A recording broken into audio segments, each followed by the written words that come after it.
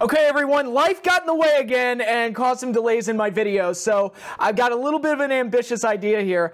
I'm going to take all the videos I planned on doing this week, some of the videos I planned on doing next week, I'm just going to do them all in one go. Just do everything. So you're just getting a Patrick's Crazy Place potpourri today. You're getting pay-per-view previews, you're getting top 10s, you're getting all kinds of random shit. It's going to be great. It's going to be glorious. Yeah, I got very busy with a lot of projects at work this week and also a bunch of other things in my life, like picking up my new glasses, which I already love. These things are great. Like, they're way better than my previous pair, which was slowly dying on me and slowly rotting away. It's like those frames, man, I got them to last as long as they could, but yeah, so there's a lot of catching up to do, a lot of stuff I need to do, but I'll start with a update on some of the videos that are going to be in this channel. My stream for Saturday night's main event and Clash of Champions this week will be happening tomorrow night, so be on the lookout for that. I'm really excited for this episode because it's going to be Saturday night's main event 15, which is, of all the previous Saturday night's main events that I've seen the full episodes for, that's my personal favorite episode. So I'm going to have a blast reliving that one. And the Clash of Champions we'll be watching is main evented by Ric Flair versus Scott Steiner. So regardless of how the show is, or regardless even of how the quality of the match itself, I think I can have some fun with that because it's Scott Steiner and Ric Flair. So I'm really looking forward to tomorrow night's stream. I think it's going to be a lot of fun. Now, an update to my kaiju movie reviews, which I said we're going to start in July. That is now being postponed to September, and the reason is not my fault. The reason is the fault of Legendary Pictures and WB for pushing back the release date of Godzilla 2, King of Monsters. See, I had it mapped out in the way that it was going to be an 8-part series, and it would go July, August, September, October, November, December, January, February. So I'd wrap up the series in February, and then it would kind of conclude with Godzilla 2 in March, and that was my plan. But they have pushed the release date back to May, so now I'm going to follow suit and push my Kaiju movie review series back 2 months, so that'll conclude in April, so then I'll finish up the series in April, and then kind of wrap everything up with Godzilla 2's release in May, assuming that they don't push it back again, because good God and almighty, this movie's been pushed back so many times, I can't even count it. It was supposed to have already been released by now. It was supposed to come out, I believe, in March of this year originally, and then it just kept getting pushed back more and more and more and more and more, and I'm like, good God, can we just... Look, I just want King Ghidorah and Rodan, okay? God, guys, give me what I want. I'm gonna give you my money, guys. Just shut up and take my money. But I guess it's like, all right, I don't know what reason the delay is. I just hope it's... I hope it's because they have some kind of confidence in the film and not because they're trying to fix stuff or they realize, oh God, it's a turd. We need to put it in a different area. But, you know, I've also heard that the test screenings went very well, but I don't trust test screenings because test screenings aren't always right. Case in point, Who Framed Roger Rabbit? Notoriously, Robert Zemeckis said that the test screenings for that film went very, very poorly, and he literally looked up after it was done and said, I'm not changing a goddamn thing. I think it's safe to say that Robert Zemeckis was right, and he gave us a cinematic masterpiece and a classic in Who Framed Roger Rabbit, so I think he made the right call there. So test screenings aren't always right, is basically my point. So there's that. I apologize for having to push it back again, but look, WB and Legendary Pictures forced my hand. What can I say? So that is that. And like I said, I have a lot of catching up here to do. I'm doing top 10 matches for the month of May, which isn't a whole lot to pull from, to be perfectly honest, because I literally watched no WWE the entire month of May, except for Backlash. So I don't have a whole lot to pull from in regards to WWE. So if there were some matches on Raw or SmackDown that were really good last month that happened and you thought they were really good, that's all well and good. I didn't see them, and that's just how it is. I didn't really see them. Most of the matches came from New Japan and NXT, both of which were very solid in the month of May. I thought the weekly shows for NXT were great, and I thought New Japan, with the Best of the Super Juniors tournament and the Wrestling Dontaku shows and the build-up to Dominion, did very well for themselves. So a lot of stuff to enjoy there. But Yeah, I'm going to be doing top 10 matches for May. I'm going to be doing what was going to be the end of the month top 10, the top 10 heel turns in WWE history. My personal favorite top 10 heel turns in company history. That's going to be the major portion of the video. And then I'm going to do previews for Lucha Underground Season 4, Money in the Bank 2018, which I don't even know how the fuck I'm going to preview it since I haven't been watching the shows. I don't even know if I'm going to watch it, to be perfectly honest. I'm also going to be doing a preview for NXT TakeOver Chicago and a preview for a show that's going to be happening. Yeah, I mean, the show may start by the time you even get around to watching this video, but I'm going to do a preview for New Japan's Dominion, which is happening in the wee hours of the morning, my time. So there is that. But before I get into any of that, I want to congratulate the Washington Capitals for winning the Stanley Cup, finally getting over that hump and the huge playoff jinx that they've had for I guess as long as the franchise has been around. They, of all the teams that could have broken the DC sports curse, I'm glad it was them. I'm not gonna lie, like, hockey's not my passion. It's a sport that I enjoy watching, but it's not something I get really, really super invested in. And to say that I'm a super diehard Capitals fan would be disingenuous, but I know a lot of people that are Capitals fans, and I'm very happy for them. And I do like the I mean, I root for them just out of, like, they're the only pro sports team in the DC, Maryland area that I'm just kind of like, I'll root for them because they're the local team. But I don't really have a whole lot of investment in it other than that. Hockey, and again, it's mainly the sport. Like, hockey's a sport that I enjoy watching, but it's not something I get, like, vigorously invested in. But I did enjoy watching the Stanley Cup, mainly because the Caps pretty much dominated. Even when I thought they were going to lose last night, they came through and pulled it off. So congratulations to them. I thought it was bullshit that the clock in the building broke with the last minute. I'm like, so the clock's ticking down on Vegas, they're down by a goal, and the clock just magically breaks. That's hilarious. And also super, super fishy. But not to take nothing away from the Vegas team, first year expansion team. I mean, they had a pretty amazing season. I mean, you couldn't ask for a better season than that if you're an expansion team. So, yeah, major congratulations to the Capitals. Again, I have a lot of friends that are Capitals fans. I might even end up going to the victory parade, who knows. And, I know how exciting it is when your teams win the big championship. And I know for the DC fans, it's been so long since they've had anything. And for the Capitals to be the team that do it, I think is very cool. So, hats off to them. I thought they did very good. And I really enjoyed watching the Stanley Cup. So it gave me, especially watching it in place of Raw or SmackDown, that was also great. Really enjoyed that. So hats off to the Washington Capitals. Congratulations to them. So moving right along from there, I'm going to jump into the top 10 matches for the month of May. Let's pull that list up. That's not the one I want. Okay, so like I said, for the month of May, I watched literally no Raw or SmackDown, so I did not have a whole lot to pull from, but I'm going to do my best. All right, number 10, Silas Young versus Flip Gordon for the ROH TV title from the May 1st episode of Ring of Honor. At least I watched the episode on May 1st. Do Ring of Honor episodes even have official air dates? Because it feels like they just air them whenever. But anyway, enjoyable TV match, fun bout for Silas Young and Flip Gordon, who's kind of a hot up-and-coming talent. So just a good, solid TV match. Nothing else to say other than that. Number 9, Pete Dunne, Oney Lorcan, and Danny Burch versus the Undisputed Era. I'm gonna keep calling them the NXT Kingdom because I just hate that name. That's just such a terrible. It's sad too because I like the stable. I like most of the guys in it. That name I just can't get behind. It's like, dude, they're the NXT Kingdom. That's just what I'm gonna stick with. But anyway, this match came from the May 16th episode of NXT, and was a very enjoyable 6-man tag that furthered the builds for the Pete Dunne Roderick Strong feud, and set up the NXT Tag Team Title match for the next TakeOver special. And Oney Lorcan and Danny Burch, they are like quietly one of the most impressive duos around in wrestling. They're not very flashy. They're not, the greatest on the stick. They're not the, most over-the-top personalities, but they have these really stiff, hard-hitting matches that people really seem to like. They had them with each other, and they've had them with other teams. So I'm really looking forward to seeing what they could do at TakeOver, but I'll talk about that more when I get into my TakeOver preview. But I thought the 6-man tag was very enjoyable. Also from NXT, we have Tommaso Ciampa versus Cassius Ohno. This was from the May 9th episode. Ciampa is probably the greatest heel in wrestling right now, or at least very close to it.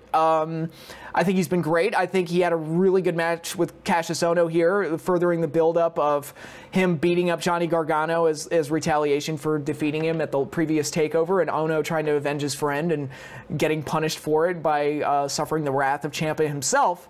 I thought it was a very enjoyable match.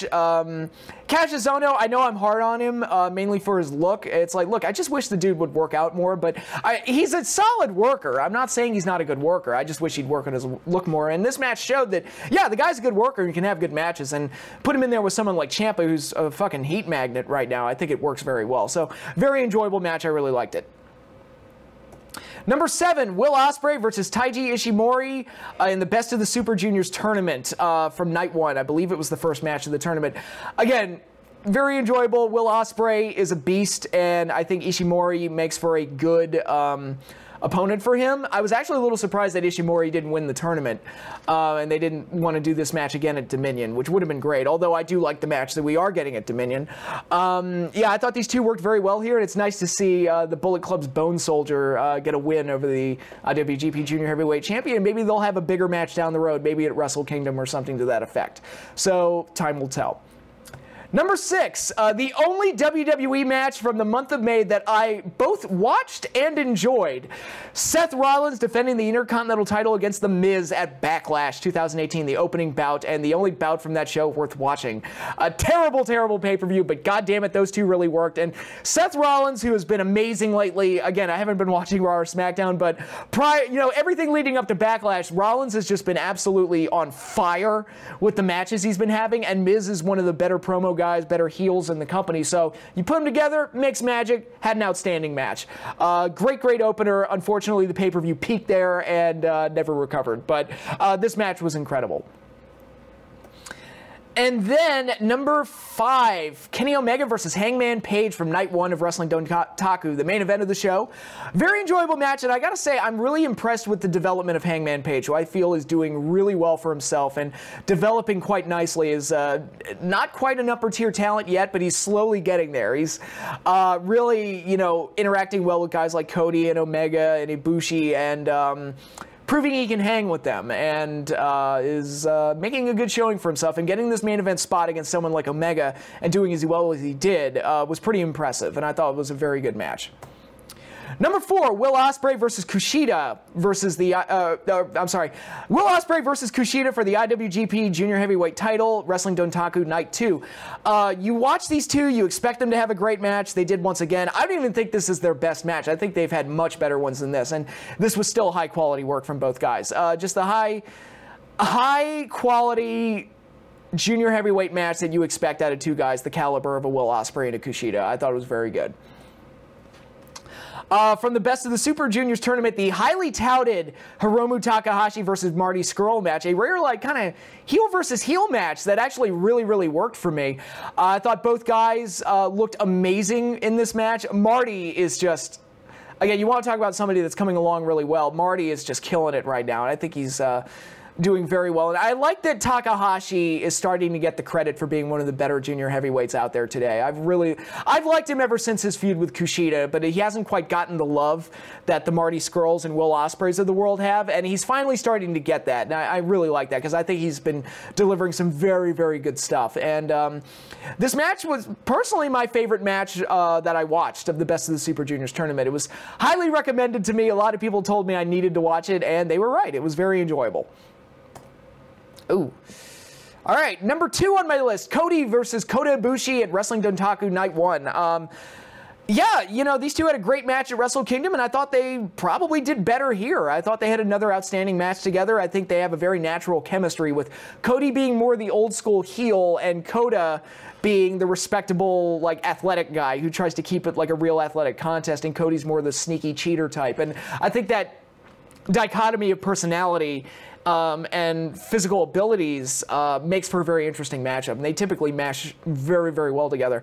And I think Ibushi aligning with Omega in the midst of this whole Bullet Club Civil War deal makes this match even more interesting. So I thought they had the best match at Night 1. I know they didn't close this show, but I mean, I don't want to say they should have, because I thought Omega and Hangman Page was a very good match as well, but I thought they just had a very, very strong showing for themselves, and yet another great match that they had together. But my number one match of the month goes to Kazuchika Okada versus Hiroshi Tanahashi for the IWGP World Heavyweight title from Wrestling Dontaku Night 2, the main event of the two shows. Okada getting the title defense record and having one last classic showdown with his arguably his greatest rival, although Kenny Omega's kind of, you know, challenge that a little bit, but you know, the series of matches that these two have had over the years have been just one outstanding match after another. They really set the bar for high caliber main events, and I think even after as many matches as they've had together, that they're still able to go out there and have an amazing match. I think it speaks to the booking of New Japan, how they're able to create these different scenarios that make it more appealing. Like, okay, I've seen Okada and Tanahashi wrestle each other 100 times. How can you make that interesting? Oh, if Okada wins this match, he gets the title defense record. That's held by Tanahashi. So Tanahashi has a chance to not only defeat Okada, but also like hold on to his title defense record. So that alone makes it interesting. I'm like, okay, I'll check that out. And they went out there and had a match that wasn't exactly the same as every other match that they've ever had, and was still exciting and still had me on the edge of my seat. Again, when Tanahashi stole the Rainmaker, I popped huge. And I was like, wow, that was cool. So a lot of good stuff here. Excellent main event. Both guys are in a league of their own. They are absolutely outstanding, and I love their matches together. So yeah, this was no exception. So excellent. This is my match of the month for May 2018. And brand of the month for May 2018 is going to go to New Japan, largely on the strength of the Wrestling Dontaku shows, but also because of the Best of the Super Juniors tournament, which was a nice little thing to have throughout the month. Okay, so that concludes my top 10 matches for the month of May. Only, you know, 8-9 days into almost a third of the way through the month of June, and I finally get around to doing it. But let's go into like the major thing I wanted to do in this video: the top 10 heel turns in the WWE. Top 10 heel turns that the WWE has ever done. They kind of perfected the heel turn in a lot of ways and kind of knew how to make them work to tell the best possible stories. Now, because I'm sticking with WWE exclusively, that leaves off some of my favorite heel turns of all time in the history of the business, namely the Bash at the Beach 1996 heel turn, which I would put up there as the #1 greatest heel turn of all time. But so with all that out of the way, I think it's important to establish what exactly makes a great heel turn in wrestling and how do they service the story the best. And I think a lot of it comes down to you have to have something that the fans really like, and you have to have the heel kind of take something away from that, or take away that thing that the fans really like. Whether it be a friendship or a partnership that gets destroyed, or something akin to that. Or in some cases, it's just going with the flow of how the fans feel. If the fans interpret you as a heel and you go along with that, then it makes the stories even better. Hint, hint, Roman Reigns. Do it, turn heel. And I'm going to use this as an example because it didn't make my top 10 list, but I thought the Kevin Owens heel turn against Chris Jericho was handled very effectively because the Jericho thing, even though they were heels, the fans were really digging it, and they were basically heels that were baby faces, and fans loved it. They loved the shtick. They loved the interactions between the two. It was a partnership that they all loved. So when they did the Festival of Friendship thing where Owens turned on Jericho, Owens took something away from the fans that they really liked, so it put all the heat on Owens and set the stage for their WrestleMania match. So I thought that was very effectively done. And those are really kind of the best ones, are the ones that take something away from the fans, but also serve the story, and the motivations have to make sense as well. You have to understand why the heel is doing what he's doing, which I'm going to get into with a lot of these. But let's start off with the list. Let's start off with my number 10 pick. Owen Hart in 1994 turned on his brother Bret at the Royal Rumble in their tag team championship match, and kicked his leg out of his leg, as he said in the post-match promo. But you know, I think any of us who have siblings or older siblings that we kind of live in the shadow of, we kind of know what it's like to kind of feel like a second fiddle compared to your sibling. And it's not a good feeling. So when they went this direction with Owen's character, I think it was very believable. It was something that a lot of people could kind of identify with. And it was one of those storylines that felt real and felt believable. And when Owen did it, even though we all thought he was a jerk, it's like, you know, kicked his injured brother in the leg and almost cost him the Royal Rumble, and was jealous of the fact that he won the title and was jealous of his success and felt that he was better than Brett and everything.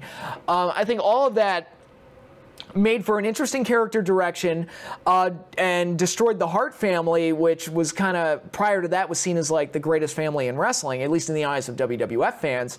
So I thought that that was handled very effectively. In the end result, we got an outstanding WrestleMania match out of it where Owen got the shock win over Brett. That was clean.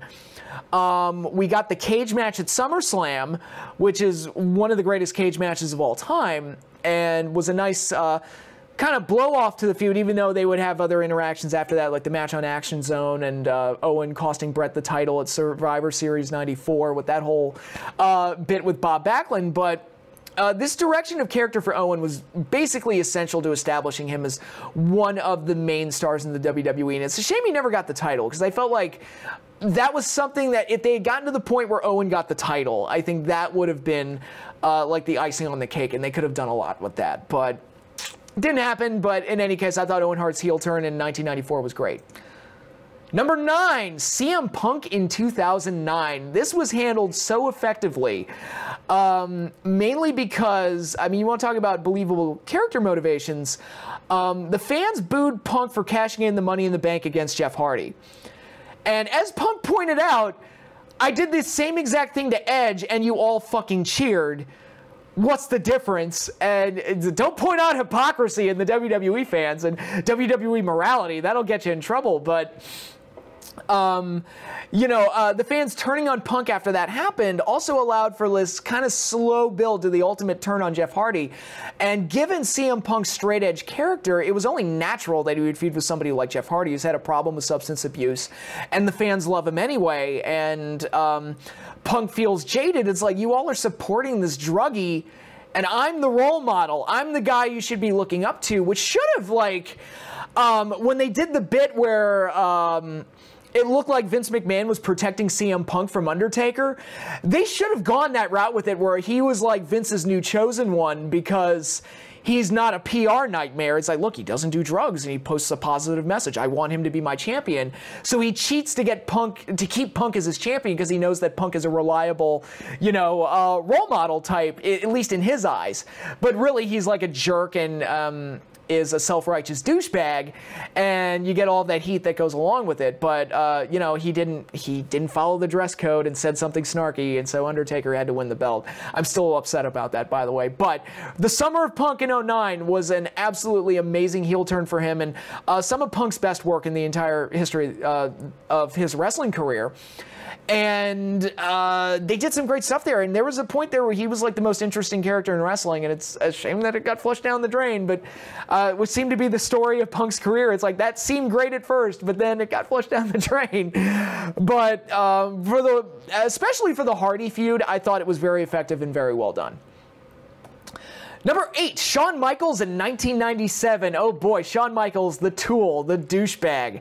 It's so funny that Shawn is often remembered as a respectable legend who's one of the greatest workers in the history of the business, because god damn it, he is so much better as a heel.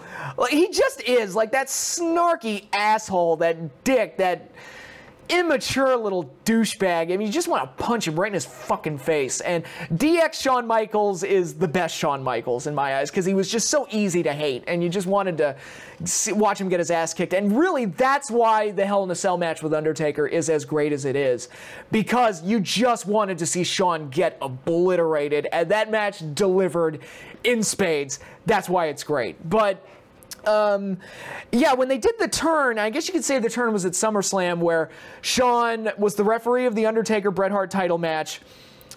Bret spits on Shawn. Shawn swings a chair at him. It's like, why is the referee swinging a chair? Douche. Hits Undertaker by mistake, and he counts the pinfall against the Undertaker, costing him the title. Now, at first it looked like a mistake, and then he was just kind of went back to playing referee after making a mistake, but then it slowly transitioned, or quite fastly, actually. It evolved into him being this dickhead, douchebag, prick that we all know, we all love to hate, and led to the creation of DX as well. And by the time it was done, you got the feud with Taker, you got the Montreal Screwjob, which, shoot or not, was very essential in getting Shawn in that top mega heel position going into WrestleMania 14, making him the perfect choice to drop the belt to Stone Cold Steve Austin at WrestleMania 14, which I did an entire video about. But yeah, dickhead Shawn Michaels is the best Shawn Michaels. That's really all there is to say about it. Number 7 happened the very next year at Survivor Series 1998. The Rock becoming the corporate champion. This was handled very well because I thought that, going into it, I thought that the Deadly Games tournament was going to be the Attitude Era's version of WrestleMania 4, where Austin would get screwed out of the title somehow, but he would help Rock win, and Rock would be like the Randy Savage. They swerved us, and it turns out Rock and Vince McMahon were working together the whole time, and Vince screwed Foley out of the belt, and Rock was now the corporate champion. And set up as Austin's opponent heading into WrestleMania 15, in addition to doing the feud with Foley in between, which set up Foley as one of the most sympathetic characters in wrestling, probably the most sympathetic character in wrestling up to that point.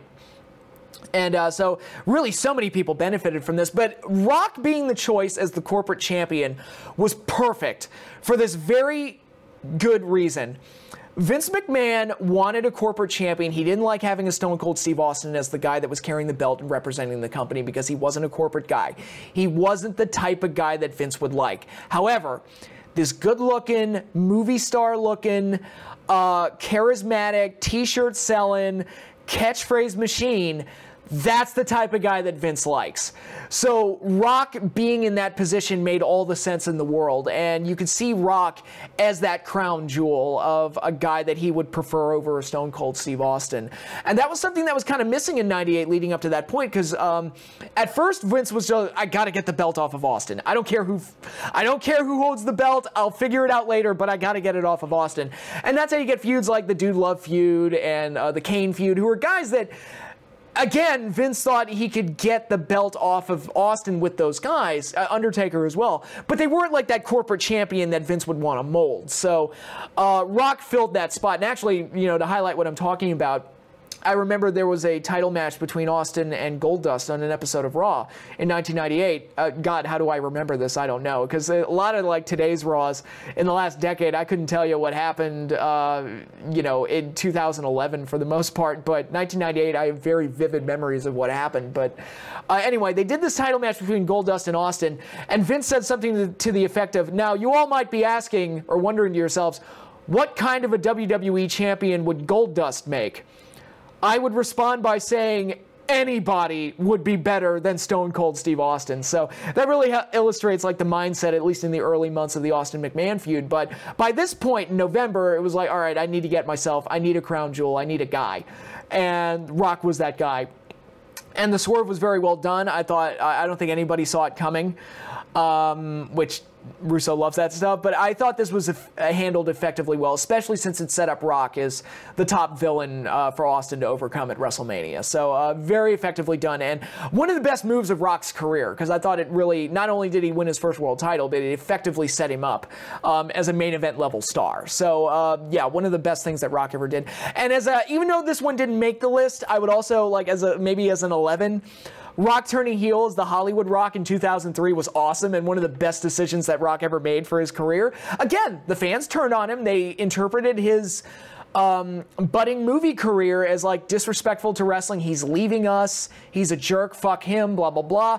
I don't necessarily agree with that, but in any case, they took that real life vitriol from the fans and they made him an even better character out of it, and you got some of Rock's best stuff. So again, go along with what the fans are saying and you get some grade A material, and The Rock is great at that. So there you go. Number 6, we're going all the way back to 1980. Larry Zbyszko, the student, turning on his teacher, the late, great, legendary Bruno Sammartino. One of the most effective heel turns I have ever seen, and it happened 5 years before I was born, but it's such a simple story. You have this guy who's the student of Bruno Sammartino, and people are mocking him, saying that he's just, you know, an imitation. He's Bruno Light. And really what it is, basically, it's Rocky V done right. It's that idea that he's living in the shadow of his mentor, so he eventually asks for an exhibition match against Bruno. And Bruno he says, all right, I'll do it, but I won't be aggressive with you. I don't want to hurt you. We're basically just gonna feel each other out, and it's gonna be a clean match. And go back and watch that match. It's a very clean wrestling match, and Bruno doesn't want to do anything to hurt his student. And then Larry gets increasingly frustrated because Bruno's a better wrestler than him. So even though Bruno's not hurting him, Larry's getting frustrated. And finally, Larry snaps. And he brutalizes Bruno Sammartino, takes cheap shots, busts him open, rams his head into an exposed turnbuckle, leaves him a bloody mess. And it is, again, go back and watch it. It is one of the most effective heel turns I have ever seen, because you're getting a rare big match on TV, which almost never happened back then. And you're getting this huge moment where Larry Zbyszko was basically established as the greatest villain in wrestling up to that point. And really, it's the blueprint for how you do a heel turn, because you have the storyline backing, you have the character motivation, and when you get around to doing the moment, it's executed perfectly. It's one of the best pieces of WWE television in the history of the promotion, and I could not find it on the network, but I'm sure you can find it somewhere online. So definitely check that out. It's absolutely outstanding, and I love it. Number 5, you knew this one was going to be on the list. Vince McMahon in 1998. Some people put the heel turn at 97 with the Montreal Screwjob, but to me it didn't really happen until after WrestleMania 14, although the Montreal Screwjob gave fans the reason to turn on him and boo him the way they did. Really, it was post-WrestleMania 14 when Austin became the champion that they really kicked that Mr. McMahon character up to 11 and really got the ball rolling on Austin versus McMahon. And again, it was like Vince wants control. He likes controlling his champions, and Austin's the first one to come around and said, no, fuck you. And you get that natural character clash, and you just make magic, and it resulted in some of the greatest moments in Raw history. Now, it's had a long-lasting negative effect where they keep going back to that evil boss thing, even though they don't have the character motivation, they don't have the natural character clash. Like, when they were doing Cena versus John Laurinaitis, I'm like, are you fucking kidding me? Like, where's the character clash there? Like, Cena's the most corporate babyface they've ever had. Like, come on. Like, I don't buy for a minute that Johnny Ace doesn't, like, suck Cena's dick when they go backstage. It's not believable. I can't buy it. Now, CM Punk, that I buy, but, you know, in any case, especially since Punk was the one that walked out with the belt and did all that whole thing. But anyway, in 98, it worked so effectively well, and this is my favorite version of the Mr. McMahon character, because in later years, he kind of evolved into this cartoon character, Mr. Spacely, you know, the power walk, and you're fired. And that whole thing, and it became increasingly ridiculous. But I like the more subtle Vince from 98, where he's like, kind of a straight-laced asshole, where he's just trying desperately to maintain control over his company. And, you know, everybody, once Austin started rebelling against him, then everybody started rebelling against him, like Sable and DX and Undertaker and various other guys. And he was just, I like to believe, like in my own headcanon, that Vince going crazy and becoming the more cartoony Mr. McMahon is a result of all those baby faces during the Attitude Era just driving him insane. Yeah, in 98, you couldn't ask for a better heel than Vince McMahon, and it culminated beautifully with the steel cage match at St. Valentine's Day Massacre, heading into WrestleMania. Again, that match is great because it gave the fans exactly what they wanted, Vince McMahon getting his ass kicked in the most glorious way imaginable, and it was outstanding. Very, very well done. Perfect stuff, and we got one of the best heel characters of all time out of it, so no fault for that. Number 4, Bret Hart in 1997, another major Attitude Era thing where babyfaces, it was getting harder and harder to be a babyface in that time, and fans perceived Bret as a crybaby, and Austin was becoming their hero, so they went with it and did the double turn, which was amazingly well done. One of the greatest moments in WrestleMania history, one of the greatest matches in WrestleMania history, and It was amazing how good Bret was at playing that role, because Bret was never known for being a great promo guy, but you give him this anti-American stint, which again made sense within the character because you could understand why he felt like he was being screwed, but at the same time he was coming off like a crybaby, but Americans were the only ones booing him, so it's like, all right, let's just go with that, and it worked amazingly well and gave Bret arguably the best run of his career, and not just match-wise, but character-wise. And they got a lot of great stuff out of Bret. The Canadian Stampede pay-per-view, SummerSlam 97, the matches with Taker, the feud with Austin, the feud with Shawn, which got hit a little too close to home for those involved and got a little too real and resulted in the Montreal Screwjob. But It was great. It was amazing to me to see that Shawn Michaels and Bret Hart, two guys that are known as great workers and great babyface champions that carried the company during the down years, really did arguably their best work as heels. It's really amazing how that kind of works out. But in any case, moving right along from there, speaking of Shawn Michaels is such a dickhead that he made a top 10 heel turns list twice. Shawn Michaels in 1992, the infamous barbershop incident where he threw his partner Marty Jannetty face first through the barbershop window. One of I would argue, the greatest tag team partner split of all time. It's kind of again, talk about blueprint moments. It's the blueprint tag team partner turning on his friend, because these were career tag team guys. Never apart from each other, were had great matches, everyone loved him, and then Shawn Michaels' ego got in the way, and it started with him having a match with Ric Flair. It's like, oh, I had a match with Ric Flair, and I had a good showing against Ric Flair, the WWF champion. I'm good. And the lady started to pay attention to him. It's like, yeah, I'm really fucking good. And that got in the way of the team, and you get to that moment, super kicks Marty, face first through the window, and it was the jump start of one of the greatest careers in the history of wrestling, and one of the greatest booking decisions ever made for somebody's career, because everyone remembers that barbershop incident. And like I've said a million times, Shawn Michaels way better as a heel. Now, he wasn't a finished product yet. Like, people forget, like, that early heel Shawn Michaels wasn't... Again, he wasn't a finished product yet. You know, his ring work still needed a little work. His finisher sucked. The music wasn't quite there yet. Because I remember he had a theme song before the Sexy Boy theme. And it sucked, to say the least. And nobody remembers it, but I do. But he had Sherry in his corner, and I think Sherry added a lot to him. And helped establish him and give him validity early on. His promos weren't always great, but Sherry was outstanding, so I think she helped cover that up a little bit. And the entrance was great. And Bobby Heenan on commentary saying, Shawn Michaels has left the building when the show is like halfway over and after, like, you know, 2 hours after he's had his match. That was great stuff that kept Shawn Michaels on the brain. So there was a lot of... Shawn had some help in those early days, and he got his...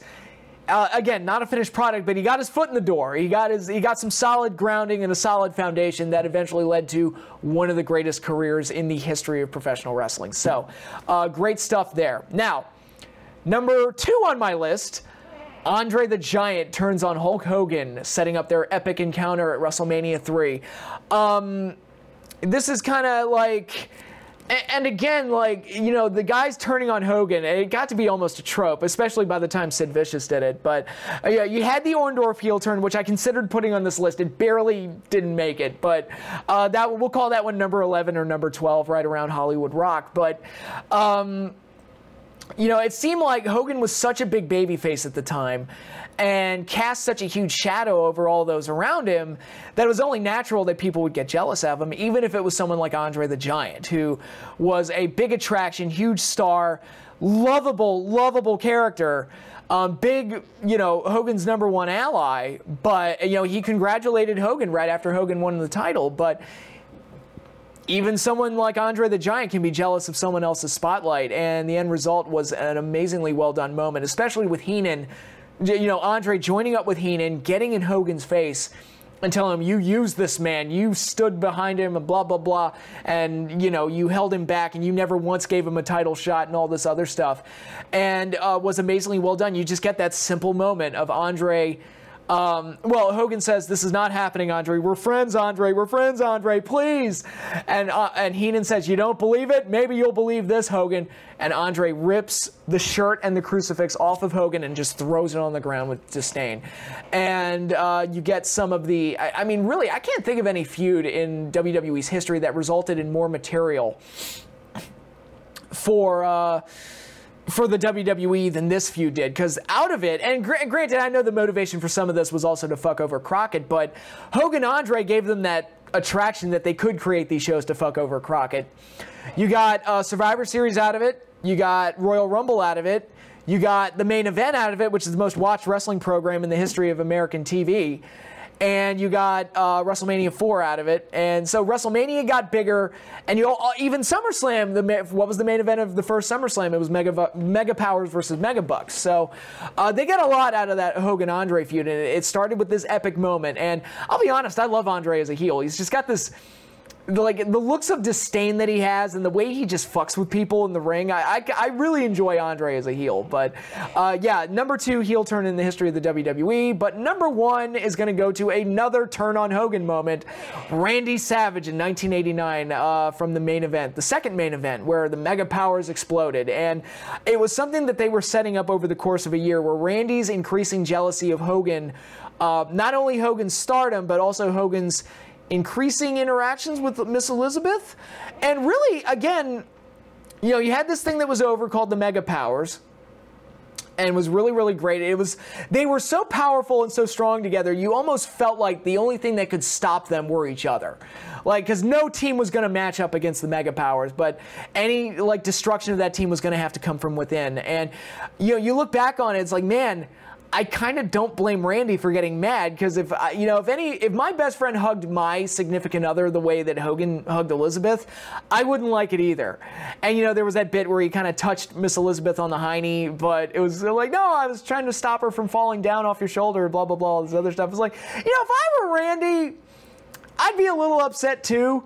But then when he turns on Hogan, he goes overboard, hits him with the belt, beats him down, and then proceeds to take Elizabeth and throw her halfway across the room. Good God, I hope there was padding on the other side of that camera. But it's one of those intense moments, and Randy sells it just absolutely perfectly. And it felt real. It was one of those things that it gave me chills when I watched it again for my live stream. And it's one of the most believable moments in the history of pro wrestling. So very well done. My favorite heel turn in WWE history goes to Randy Savage in 1989. So that concludes my top 10 heel turns in WWE history. I might do something with other companies at some point. We'll see. Maybe in a future top 10. Don't know. We'll get there when we get there. But finally, got that one knocked off the list. So moving right along from there, I've got some shows to preview. And I guess I'll start with the one that's happening in a few hours. I'll sneak this preview in while I'm at it. New Japan's Dominion show, Dominion 2018. Now, if you've been watching my channel for the last few years, you know that Dominion has become a huge attraction for me. I've called it a better version of SummerSlam.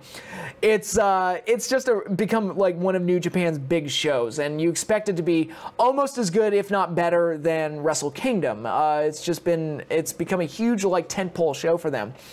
And looking at this card, I expect this to be no exception, especially at the main event level. Now, going over the card, got the card pulled up here.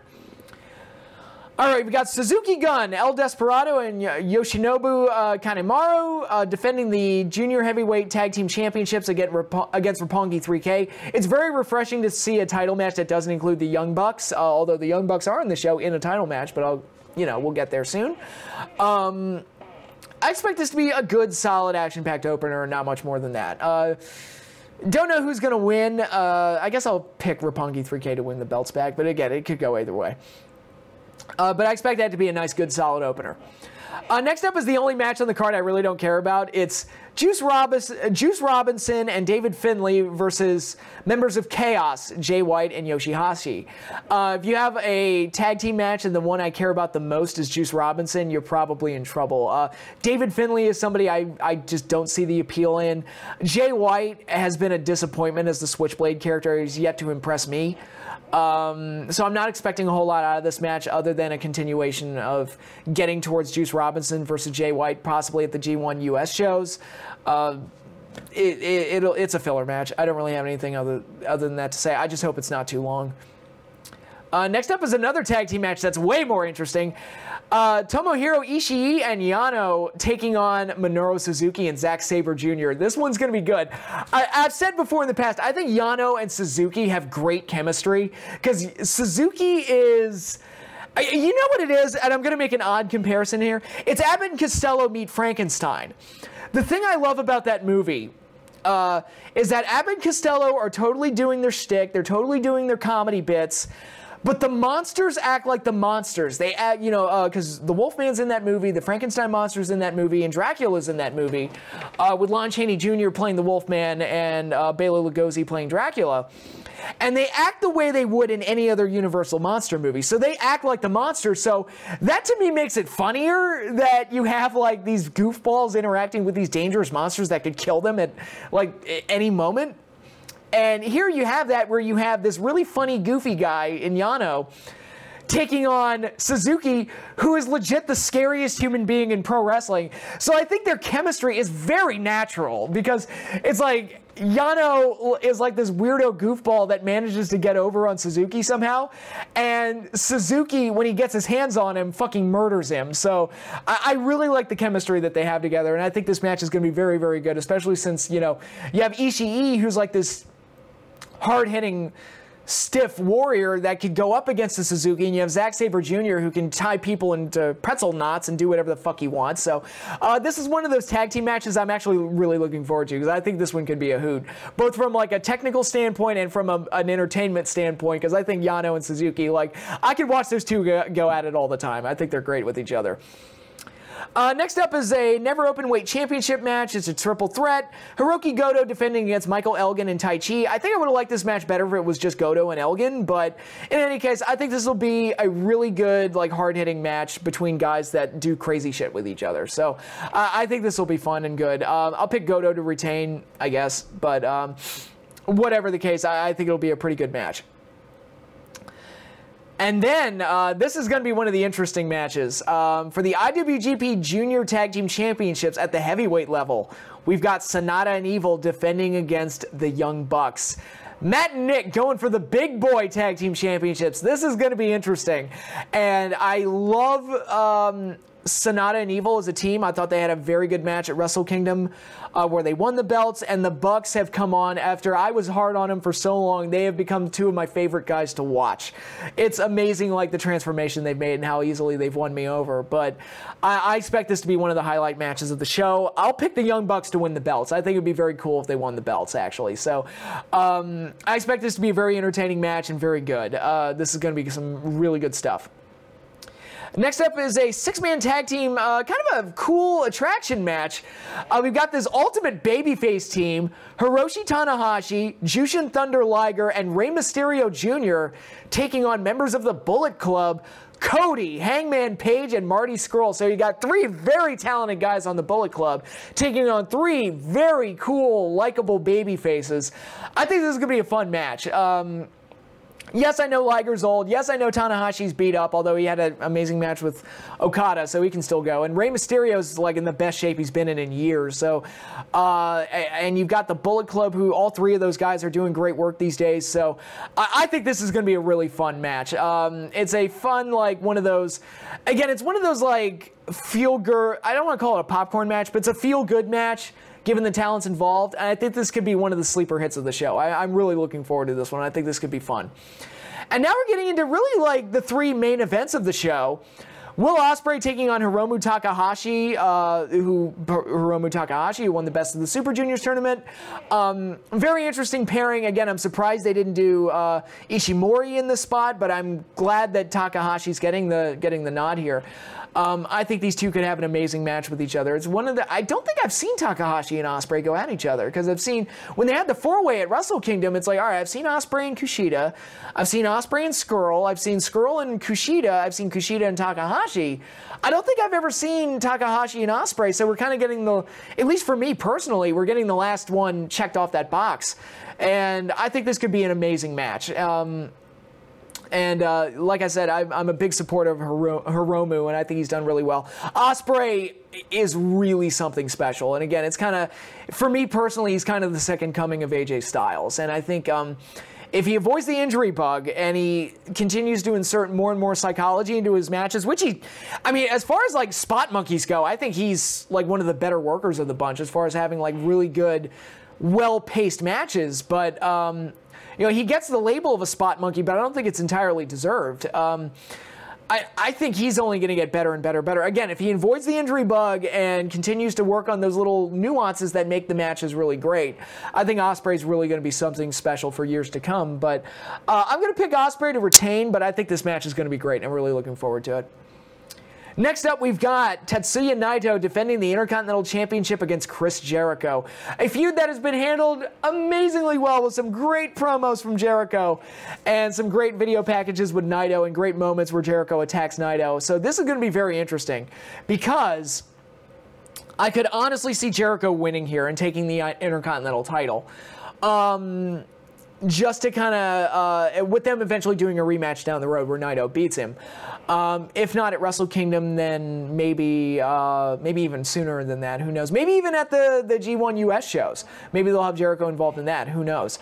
But yeah, this is very interesting. I don't really know what to expect. Will it be as good as Alpha versus Omega at Wrestle Kingdom? I doubt it, because that match was so friggin' good that it'll be hard to top. But this is a big match for Naito, and if they give him the win here, it's like, okay, they may want to consider putting Naito back on the path to getting into that Wrestle Kingdom main event and maybe winning the title at next year's Wrestle Kingdom, because that's a huge rub to give him, to let him be one of the ones to beat Chris Jericho. Now, if Jericho loses all of his matches in New Japan, eventually beating him is not going to feel like a big deal, which is also why I'm leaning towards maybe Jericho gets the win here. So they can go either way here. I'm going to pick Naito to win, but like I said, I could see it going either way, but I'm very interested in seeing this match, and I'm really looking forward to seeing how it goes. And Jericho, that guy...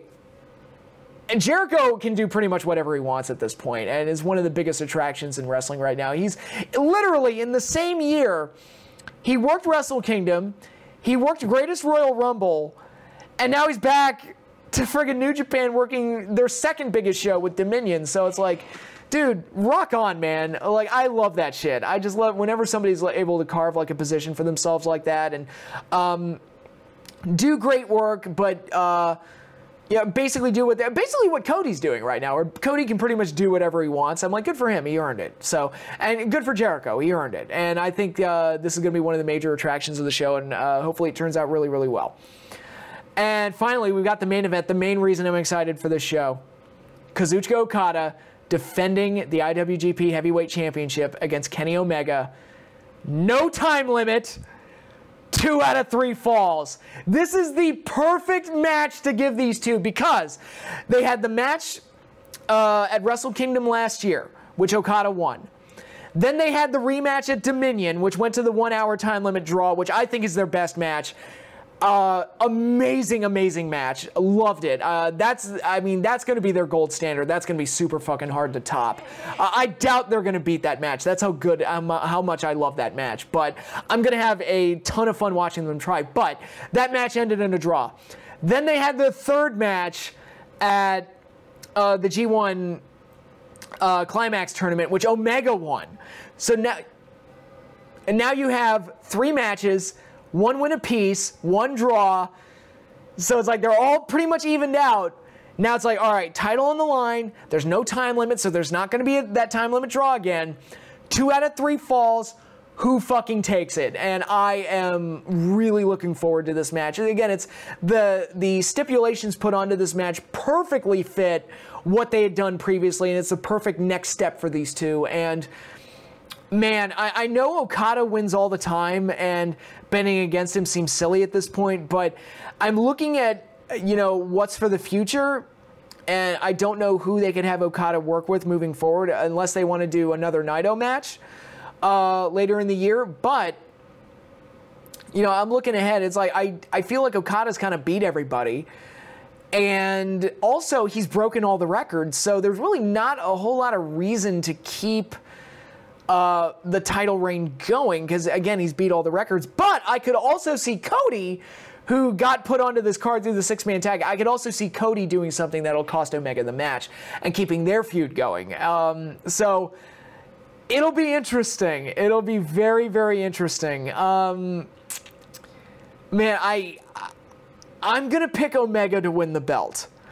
But I wouldn't be surprised if Okada retained, just because it's like, Okada wins, LOL. But you know what? Like, yeah, he wins all the time, but he's still having amazing matches, so it's not like he's having amazing matches, and I'm still interested in the matches that he has. Like, I love the Zack Sabre Jr. match. I love the Tanahashi match, and he's wrestled Tanahashi like 100 times. So as long as they keep making the matches interesting, I'm not going to really fault them for it. But I really feel like this is like their best opportunity since Wrestle Kingdom with the match with Naito. This is their best opportunity to take the title off of him. And man, I really feel like Omega could win this match. So again, we'll see. Fingers crossed. But it'll be very interesting either way. All right, so we're done with that. Now let's go into, well, I guess I'll preview Lucha Underground Season 4, because I really don't know what else to say other than that I'm super excited. Next Wednesday, June 13th, El Rey Network, we're getting Lucha Underground again. It's back, baby, and I don't know what's going to be on the show. I don't know what to expect. All I know is that Prince Puma's gone. Sexy Star is also gone, which I'm looking forward to seeing how they explain that. Maybe like the spider just drove her insane and she's in an asylum somewhere and she's just gone. But, you know, Pentagon is the champion. And Johnny Mundo is going to want that belt back. And you've also got Matanza running around, and you've got all these other things to look forward to. The Reptile Tribe murdered Pindar. Dario Cueto got shot. I have no idea how they're going to cover up any of this, and I've read no spoilers. So I'm really looking forward to this. And all I'll say is the first shows that Lucha Underground typically do after a hiatus are typically amazing. I think back to the Season 2 premiere where they did that epic situation where Mil Muertes defended the title against Ivelisse, and then Pentagon attacked him post-match and broke his arm. That was awesome. I think back to the Season 3 mid-season premiere where they came back from hiatus and they did that amazing Mac versus Johnny Mundo all night long match. That was incredible. So it's like Lucha Underground typically does something amazing the first night back after a long hiatus, and I'm looking forward to seeing it. I'm just happy it's back, and we've got something to look forward to, and I'm super excited to watch Lucha Underground each and every week for the remainder of Season 4. I think it's going to be a lot of fun, and I'm looking forward to it. So, moving on from there, we've got 2 shows happening next weekend. We've got NXT TakeOver Chicago, and we've got WWE Money in the Bank. I'm going to get into the show that I care about the least, so we're going to go into Money in the Bank, even though it's happening after NXT TakeOver. WWE is moving to a 4-hour pay-per-view format because that's what they needed. They needed more content. More! Even more, because they're not oversaturated enough. Not at all. So we're getting a 10-match card, 4-hour show, which they're going to be doing every month. Hip hip hooray. Super stoked for that. In addition to 3-hour Raws and 2-hour SmackDowns. It's just... Meanwhile, NXT TakeOver does 2.5-hour shows with 1-hour weekly shows, and the 2.5-hour shows are, you know, they do, what, maybe 5 a year, 5 or 6, and it's like, yeah, they're like the best things ever. Less is more, that's all I'm saying. But anyway, going over the card for Money in the Bank, what do we got here? Now, keep in mind, I have not watched Raw, I have not watched SmackDown, so I can't speak for a lot of the build-ups here. This is just, I'm just going to give my initial reactions to the matches, basically. Okay.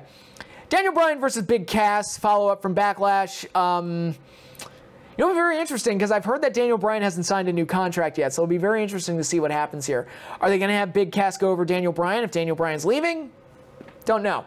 We'll see. But I'm not super stoked to see this match again. I mean, the first match they had was one of the better matches on Backlash, but it wasn't great, so... Again, we'll see. Bobby Lashley versus Sami Zayn, a feud that's building off of that amazing segment they did with Bobby Lashley's sisters. That was great. Great stuff. Lashley wins, and hopefully they move on and pretend this feud never happened. SmackDown Tag Team Championship, we've got the Bludgeon Brothers taking on Luke Gallows and Carl Anderson. Bludgeon Brothers retain because Gallows and Anderson always look like punks. I'm actually surprised they're in a title match, to be perfectly honest.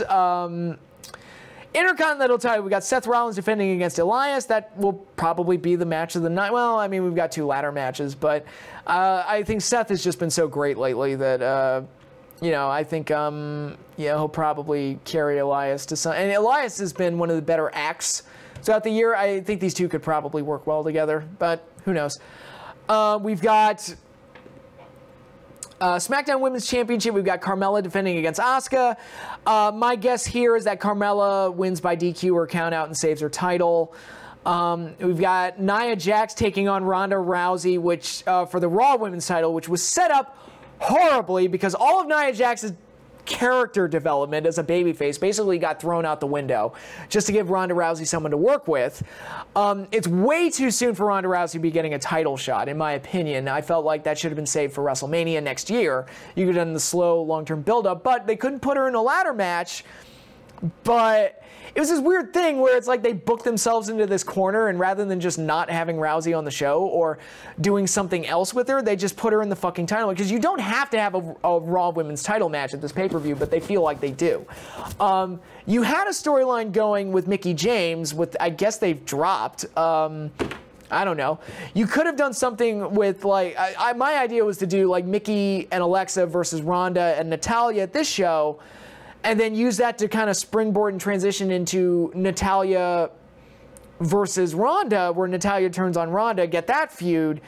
And you could have gotten, like, I don't know, 3-4 months out of that. But, you know, what do I know? But they're just putting her in the title match, and I don't know if Ronda wins the belt here, if they do something to kind of screw her out of the belt. I don't know. I don't really care. I feel like this is mismanaged and just a huge misstep. And again, if she wins the belt, it's way too soon. If she loses, it's way too soon. So they kind of like put themselves in this terrible situation. So a dusty finish is probably the best case scenario for getting themselves out of this. Last man standing match for the WWE Championship. AJ Styles taking on Shinsuke Nakamura. Hopefully this is the end of the feud either way.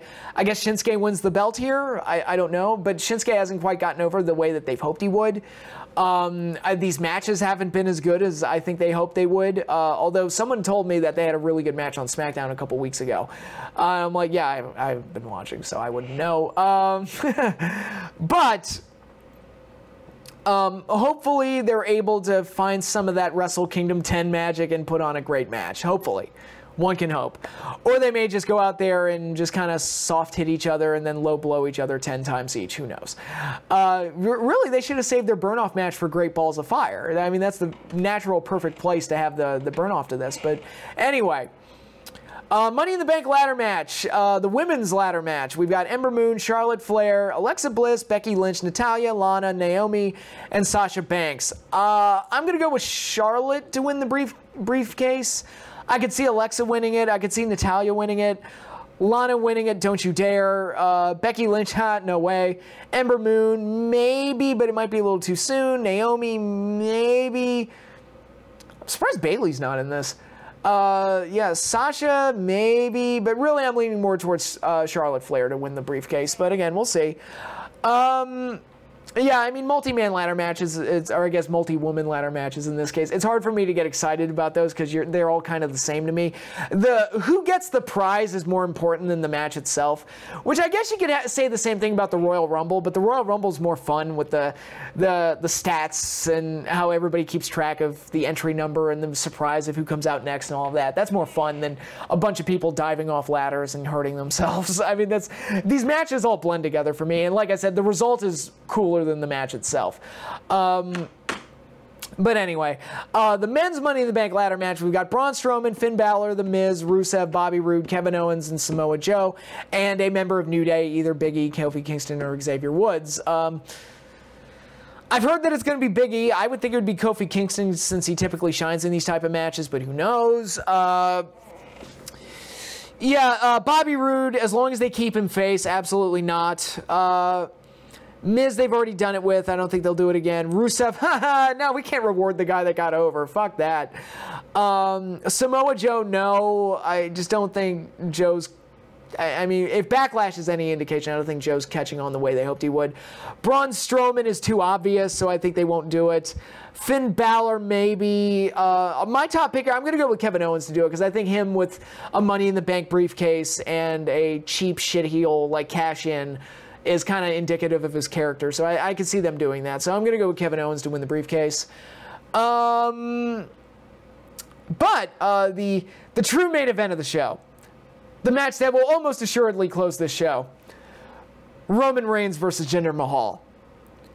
And the fact that I'm like only half joking when I say that is kind of amazing. But like if they, because they're so set on making Roman's like their big main event star, it's like, would they really have him close this pay-per-view with Jinder Mahal? Would they really fucking do that?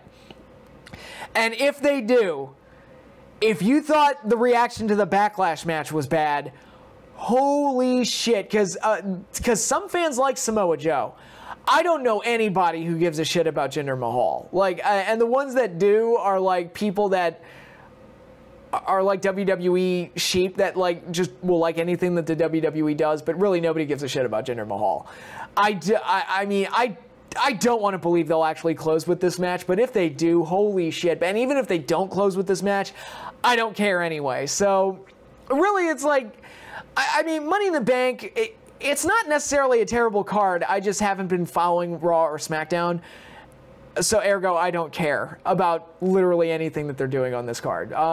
It'll be interesting to see who wins the briefcases. That's pretty much my major, like my main reason to kind of want to check out this show is to see who wins the briefcases. But other than that, not really all that invested. Now, NXT TakeOver Chicago, that is a whole different story, my friends. We've got 5 matches here. And what we've got Ricochet taking on Velveteen Dream, a follow-up from the 6-man ladder match from the previous show. I think this is going to be the sleeper hit of the show. I think it's going to be great. I thought the segment they did with Ricochet doing the flip dive and landing right in front of Velveteen's face was awesome. I think Velveteen Dream has been amazing. Unfortunately, my fear is he's going to get pigeonholed as kind of the new Tyler Breeze, where he's like the NXT creation that doesn't have the indie cred. And in NXT, they typically push the indie guys over the guys that don't have the indie cred. And on the main roster, it's the flip of that. It's the reverse, except for Tyler Breeze, who just kind of got fucked over regardless. But I don't want Velveteen Dream to become that guy that gets the big matches on the takeovers and then loses all the time, because that's kind of what happened to Tyler Breeze. And I don't want that to happen to Dream. So I would hope, I mean, but do you want to have Ricochet lose his first match, you know, his first major takeover match right away? His first singles match anyway, because he lost the ladder match at the previous one. I don't know. I'll say Ricochet wins, but there's part of me's pulling for Velveteen Dream. And I like Ricochet, don't get me wrong. I love him. He's Prince Puma. I fucking love Prince Puma. But Velveteen's a guy I really see something in. I really hope he gets protected. But in any case, I think that's going to be the sleeper hit of the show. I think it's going to be really, really good. For the NXT Women's Championship, we've got Shayna Baszler taking on Nikki Cross. I think Nikki Cross is great. I think she plays her character to the hilt and is totally believable as that psychopath. I'm a little surprised she didn't get moved up to the main roster with Sanity, but I've heard they've done nothing with Sanity. So maybe it's better for her that she got stuck there and is able to flourish in the women's division. I think Shayna Baszler has done really, really well as the smug, jerk, bully heel. So I think this could be a good match. I think it's too soon to take the belt off of Baszler, so I'm going to pick her to retain. But I expect this to be a good match. Then we have for the Tag Team Championships, we've got the NXT Kingdom, Kyle O'Reilly and Roderick Strong, defending the belts against Oney Lorcan and Danny Burch. I kind of already talked about this when I did my top 10 matches for the month of May. But Oney Lorcan and Danny Burch have these really hard-hitting, stiff matches and have worked really, really well with the Undisputed Era guys. Hate that name. I hate that name so much. But anyway, I think this could be a really, really good match, and kind of a different type of match than what you typically get out of NXT Tag Team Championship matches. So again, I kind of expect this to be this unexpected, really good match. And because Oney Lorcan and Danny Burch are two guys that don't have a lot of hype surrounding them, but the guys who have watched them know what they're capable of. So I expect this to be kind of, again, kind of a sleeper hit type of match. NXT Kingdom retains, but I expect a good match along the way. Then for the NXT Championship, we've got Aleister Black versus Lars Sullivan. I think this, at least storyline-wise, I think this is the weakest match on the show. I think it's just they want to give Black a title shot. I would be very surprised if Lars Sullivan won the belt, because Aleister's unbeaten and coming off the heels of some great matches with, or just winning the title in a great match against Andrade Cien Almas. I think they're going to want to keep him as like a dominant champion, at least for a while. I think Lars Sullivan's mostly an unproven. I like him. I think he's a good power guy with great presence. Good, unique, weird-looking dude. I hate his name. I like Lars Sullivan. Is that his real name? Let me check. Is that his real name?